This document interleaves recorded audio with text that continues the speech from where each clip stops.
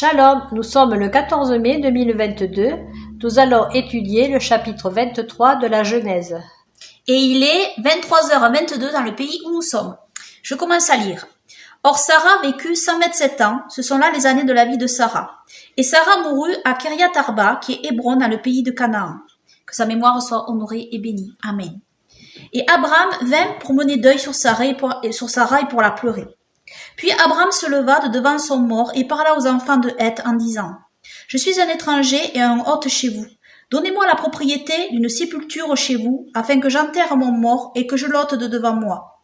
Et les enfants de Heth répondirent à Abraham en lui disant : Écoute-nous, mon Seigneur, tu es un prince d'Élohim au milieu de nous. Enterre ton mort dans le meilleur de nos tombeaux. Nul de nous ne te refusera son tombeau pour enterrer ton mort. Alors Abraham se leva et se prosterna devant le peuple du pays, devant les enfants de Heth. Et il leur dit : S'il vous plaît, que j'enterre mon mort et que je l'ôte de devant moi, écoutez-moi, et intercédez pour moi auprès d'Éphron, fils de Tsoar, afin qu'il me donne sa caverne de Macpéla, qui est à l'extrémité de son champ, qu'il me la cède pour sa pleine valeur, en propriété sépulcrale au milieu de vous. Or Éphron était assis parmi les enfants de Heth. Et Éphron, le Héthien, répondit à Abraham devant les enfants de Heth, qui écoutaient, devant tous ceux qui entraient par la porte de sa ville, et dit : Non, mon Seigneur, écoute-moi. Je te donne le champ, je te donne aussi la caverne qui y est. Je te la donne en présence des enfants de mon peuple, enterre ton mort. Et Abraham se prosterna devant le peuple du pays. Et il parla à Éphron, devant le peuple du pays qui écoutait, et dit : Cependant, écoute-moi, je te prie. Je donne l'argent du champ, reçois-le de moi, et j'y enterrerai mon mort. Et Éphron répondit à Abraham en lui disant : Mon Seigneur, écoute-moi, une terre de 400 cycles d'argent entre moi et toi, qu'est-ce que cela ? Enterre donc ton mort. Et Abraham entendit Éphron, et Abraham pesa à Éphron l'argent qu'il avait dit, en présence des enfants de Heth, 400 cycles d'argent, ayant cours chez le marchand. Et le champ d'Éphron qui était à Macpéla, devant Mamré, le champ, la caverne qui y était, et tous les arbres qui étaient dans le champ et dans tous ses confins tout autour, furent rassurés en propriété à Abraham, en présence des enfants de Heth, devant tous ceux qui entraient par la porte de sa ville. Et après cela, Abraham enterra Sarah, sa femme, dans la caverne du champ de Macpéla, en face de Mamré, qui est Hébron, au pays de Canaan. Et le champ et la caverne qui y est furent rassurés par les Héthiens à Abraham en propriété sépulcrale. Donc on va faire verset par verset. Or Sarah vécut 127 ans, ce sont là les années de la vie de Sarah. Et Sarah mourut à Kiriath Arba, qui est Hébron, dans le pays de Canaan. Et Abraham vint pour mener deuil sur Sarah et pour la pleurer. Puis Abraham se leva de devant son mort et parla aux enfants de Heth en disant : Je suis un étranger. Si tu as quelque chose à dire, tu m'interromps. Oui. Je suis un étranger et un hôte chez vous. Donnez-moi la propriété d'une sépulture chez vous, afin que j'enterre mon mort et que je l'ôte de devant moi. Et les enfants de Heth répondirent à Abraham en lui disant : Écoute-nous, mon Seigneur, tu es un prince d'Élohim au milieu de nous. Enterre ton mort dans le meilleur de nos tombeaux. Nul de nous ne te refusera son tombeau pour enterrer ton mort.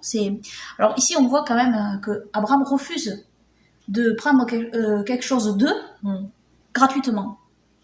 Il tient, en fait, à payer. C'est ce qu'on remarque dans tout le chapitre, en réalité. C'est ce qui ressort du chapitre. Hein. Il tient à payer, à verser l'argent. Pourquoi pour pas qu'après probablement que ça lui soit que ça soit sa propriété véritablement, en fait, qu'il est véritablement acheté. Je pense que c'est pour ça, que de le prendre gratuitement. Voilà. En tout cas, ça venait pas de Dieu qu'il le prenne gratuitement. Il fallait qu'il paye une somme. Et pourtant, ils insistent. C'est une fois, ils lui disent et puis après, il dit : Alors Abraham se leva et se prosterna devant le peuple du pays, devant les enfants de Heth. Il se prosterna devant eux. Regardez comment Abraham a agi. Il se prosterna. Quand vous voyez quelqu'un se prosterner, il se mit en terre, véritablement. Il se prosterna devant eux. C'est-à-dire que c'est pas une prosternation d'adoration. C'est une prosternation d'humiliation. De dire je m'humilie devant vous, je suis parce qu'en fait c'est la terre de Canaan. Vous voyez là, il est écrit au début du passage dans le pays de Canaan. Donc en fait normalement c'est le pays de Canaan, c'est le pays qui devait revenir aux Israélites et à Abraham, parce que cette terre a été promise aux enfants de Seth. Seulement dans la Torah des Jubilés, on lit quelque chose de très intéressant. qu'on va regarder, si vous voulez, ensemble, c'est que cette terre a été volée par Canaan. Oui, normalement. Normalement, c'est à Seth qu'elle appartient. Abraham est un fils de Seth, Oui. mais pas Canaan. Canaan est un fils de Cham. Et cette terre a été volée, on le lit ça dans la Torah des Jubilés. Donc, et cette terre est promise à Abraham. Mais lui se comporte comme un étranger. Dans la terre pourtant qu'il lui est promise. Oui. Il s'humilie et il s'humilie et devant ceux qui habitent normalement, qui ont pris cette terre, Oui, parce que lui, qui n'est pas à eux, et il est comme un étranger. Il est un étranger. À leurs yeux, il est comme un étranger. Il n'a rien gagné. Et mais normalement, cette terre lui est promise. Hein. Et on va voir ça parce que j'avais fait une étude sur mon forum. Et c'est intéressant à regarder parce que ça, il n'y a que dans la Torah des Jubilés qu'on voit cela. J'avais nommé cette étude... hop, attendez. Je la cherche là. J'avais nommé cette petite terre de Canaan volée ou rendue. Je pensais que c'était le titre de mon étude. Je vais la trouver. Attendez. Voilà, je l'ai trouvé. Terre de Canaan, volée ou rendue. Voilà, c'est ça. Donc, elle s'appelle la terre de Canaan, mais en fait, voilà.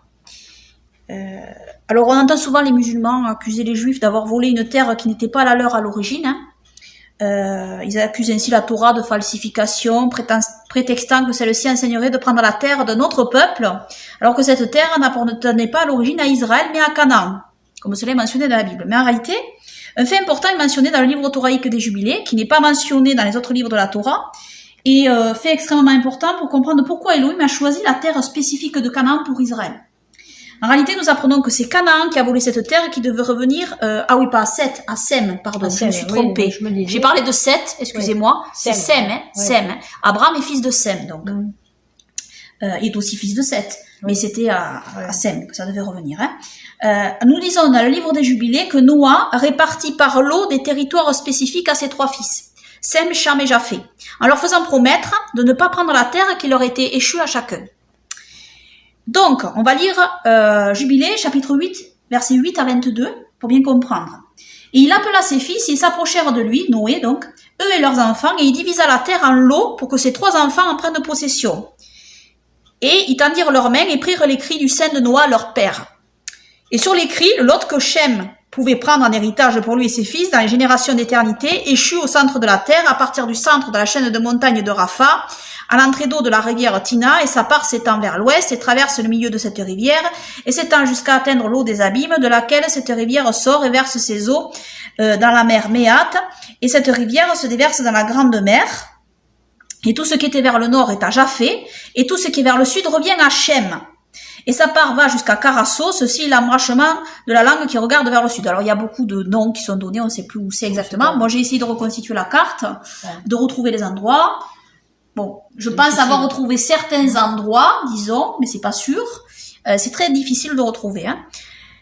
Et sa part s'étend le long de la Grande Mer et s'étend en ligne droite jusqu'à atteindre l'ouest de la péninsule qui regarde le sud, car cette mer est nommée la péninsule de la mer égyptienne. Et de là tourne vers le sud, vers l'entrée de la Grande Mer au rivage de ses eaux, et s'étend jusqu'à atteindre l'ouest d'Afra, et s'étend jusqu'à atteindre les eaux de la rivière Gihon. Et vers le sud des eaux de Gihon jusqu'au réservoir de cette rivière, et s'étend vers l'est jusqu'à atteindre le sud du jardin d'Éden, au sud et à l'est de tout le pays d'Éden, tout l'est, et tourne vers l'est et avance jusqu'à atteindre l'est de la montagne nommée Rapha. Et descend vers le réservoir d'entrée de la rivière Tina. Cette part échut au lot de Shem et ses fils pour qu'il la possède à toujours pour ses descendants à jamais. Et Noah se réjouit que cette part aille à Shem et à ses fils. Et il se rappela tout ce qu'il avait prophétisé par sa bouche, car il l'avait dit, béni soit Yahweh Elohim de Shem, et que le Seigneur habite dans la maison de Shem, etc., etc. Bon, je vais pas lire tout le passage ici, c'est un peu long. Mais après, il y a un autre passage, au chapitre 9, on lit Jubilés chapitre 9, versets 13 à 14.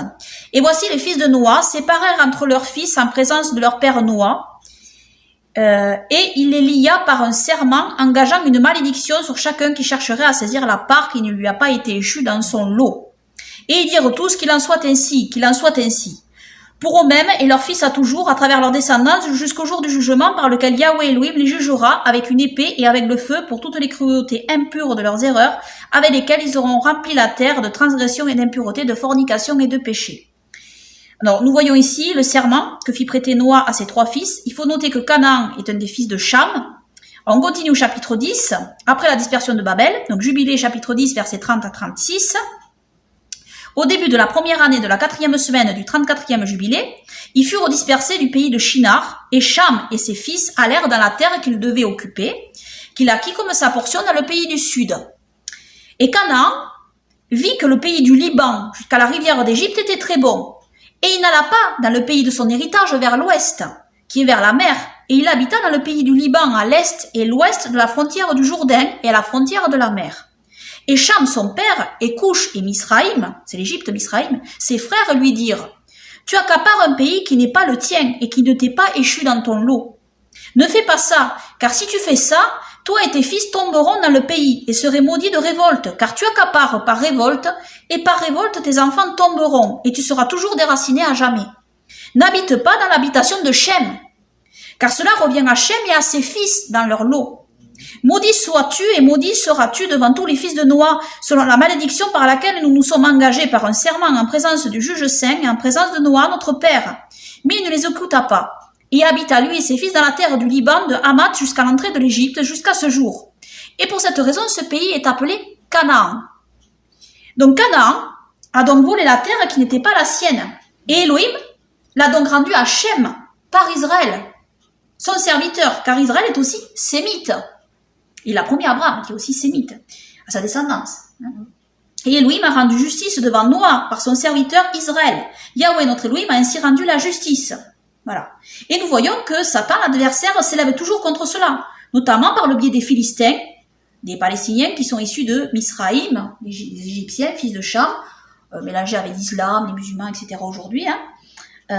Donc on voit Genèse 10, 6, fils de Cham, Couch, Misraïm, Égypte, Pout et Canaan. Et dans Genèse 10, 13 à 14, Misraïm engendra, Misraïm c'est les Égyptiens, les Loudim, les Ananim, les Lahabim, les Nephtouim, les Fétrouzim, les Kaslouim, d'où est sorti le Philistin, et les Kaftourim. Donc voilà. Voilà, bon ça c'est intéressant à savoir en fait, hein, et à connaître. Donc pour comprendre la situation d'Abraham, c'est vrai qu'il se comporte comme un étranger, dans une terre qui a été volée quand même par Canaan, en réalité. Hein. Et donc, on voit à plusieurs reprises, à chaque fois qu'ils veulent lui donner gratuitement, il refuse. Il veut l'acheter à prix d'argent. Il ne veut rien de leur part, de manière gratuite. Et on voit qu'ils se prosternent devant eux, 2 fois, je pense. Voilà, verset 7. Alors Abraham se leva et se prosterna devant le peuple du pays, devant les enfants de Heth. Voilà. Et il leur dit, s'il vous plaît, que j'enterre mon mort et que je l'ôte de devant moi. Écoutez-moi et intercédez pour moi auprès d'Ephron, fils de Tsoar, afin qu'il me donne sa caverne de Macpéla, qui est à l'extrémité de son champ, qui me la cède pour sa pleine valeur en propriété sépulcrale au milieu de vous. Or Ephron était assis parmi les enfants de Heth, et Ephron le Héthien répondit à Abraham devant les enfants de Heth, qui écoutaient, devant tous ceux qui entraient par la porte de sa ville, et dit, non, mon Seigneur, écoute-moi, je te donne le champ, je te donne aussi la caverne qui y est, je te la donne en présence des enfants de mon peuple, enterre ton mort. Et Abraham se prosterna devant le peuple du pays. Donc il se prosterne 2e fois. Et il parla à Ephron, devant le peuple du pays, qui écoutait, et dit, cependant, écoute-moi, je te prie, je donne l'argent du champ, reçois-le de moi, et j'enterrerai mon mort. Donc il tient absolument à payer. Pourquoi il achète la terre, en fait? Oui, il l'achète. Il l'achète pour que ce soit sa possession, en fait, le tombeau de Macpéla. Parce qu'après, on aurait pu dire, regardez, on lui a donné, c'est pas à lui. Ouais, c'est pas à lui. C'est pas vraiment à lui. Il y a sûrement de ça derrière. Parce que bon, ces gens-là étaient bien disposés à ce moment-là. Oui, il y a d'autres. Mais après, donc là, il y avait un contrat, en réalité. Hein. Sûrement, il y avait des contrats, je suppose. Oui, bien sûr. Quand ils faisaient des pactes comme ça, qui donnaient l'argent. Il y avait peut-être quelque chose d'écrit, je sais pas. Et maintenant, ça y est toujours. Alors, le caveau de Macpéla, oui, alors, il est situé à un endroit, à Jérusalem. Alors, il paraît que c'est celui-là. Ils sont enterrés Abraham, etc. Alors, les tombeaux, oui, c'est toujours délicat de savoir si c'est vraiment les vrais tombeaux, etc. C'est les vrais endroits. Si c'est les vrais endroits. C'est possible, hein. C'est possible que ce soit le vrai endroit. Alors, il y a tout un bâtiment qui a été construit maintenant, bien sûr. Hein. Avant, ça ne devait pas être comme ça. Hein. C'était... voilà. Et Ephron répondit à Abraham en lui disant, mon Seigneur, écoute-moi, une terre de 400 cycles d'argent entre moi et toi, qu'est-ce que cela? Enterre donc ton mort. Et Abraham entendit Ephron, et Abraham pesa à Ephron l'argent qu'il avait dit en présence des enfants de Heth, 400 cycles d'argent, ayant cours chez le marchand. Et le champ d'Ephron qui était à Macpéla devant Mamré, le champ, la caverne qui y était, tous les arbres qui étaient dans le champ et dans tous ses confins tout autour, furent assurés en propriété à Abraham. Il n'y a pas que le tombeau. Oui, c'est grave. Hein. Il y a quand même le terrain. Oui, il y a quand même une terre, hein, ouais. assez vaste. Hein. Et tous les arbres, donc peut-être qu'il y avait des arbres fruitiers, tout ça, furent assurés en propriété à Abraham en présence des enfants de Heth devant tous ceux qui entraient par la porte de sa ville. Et c'est intéressant parce que c'est vrai que cette terre a été promise à Abraham, et donc il en achète quand même une partie là. Et oui, là oui. Hein? Et oui. Parce qu'on dit il n'a pas obtenu encore la terre, mais là quand on réfléchit, si il a obtenu un petit bout quand même de terre. La terre d'Israël, en fait, la terre que Dieu lui a promis, il en a obtenu un petit bout, on constate. C'est intéressant. Hein. J'avais pas réfléchi à ça, et j'y pense maintenant, en fait. Où c'est que j'en suis, là? Oui, ça lui appartient maintenant. Oui, ça lui appartenait à ce moment-là, en fait. Et apparemment, c'était assez grand, parce que c'était moins peuplé que maintenant. Hein. Les endroits. Oui, voilà. Faut savoir que quand même, c'était... Et la caverne, ça devait être grand. Oui, parce que, donc il a la caverne, il a une partie de la terre aussi quand même. Il a une partie, il y a un grand terrain apparemment visiblement. Il pouvait s'installer avec ses tentes, sûrement à cet endroit-là, avec ses troupeaux, etc. Hein. Oui. Et Abraham entendit Ephron et Abraham, voilà, ça je l'ai lu.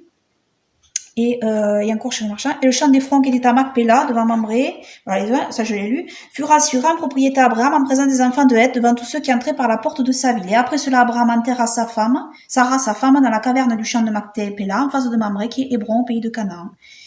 Que sa mémoire soit honorée et bénie. Amen. Et le champ et la caverne qui y est furent rassurés par les Hétiens à Abraham en propriété sépulcrale. Amen. Voilà ce que je peux dire. Oui. Alors, c'est quoi? Le cantique 77 sur les ailes de la foi. C'est quoi? Jésus est au milieu de nous.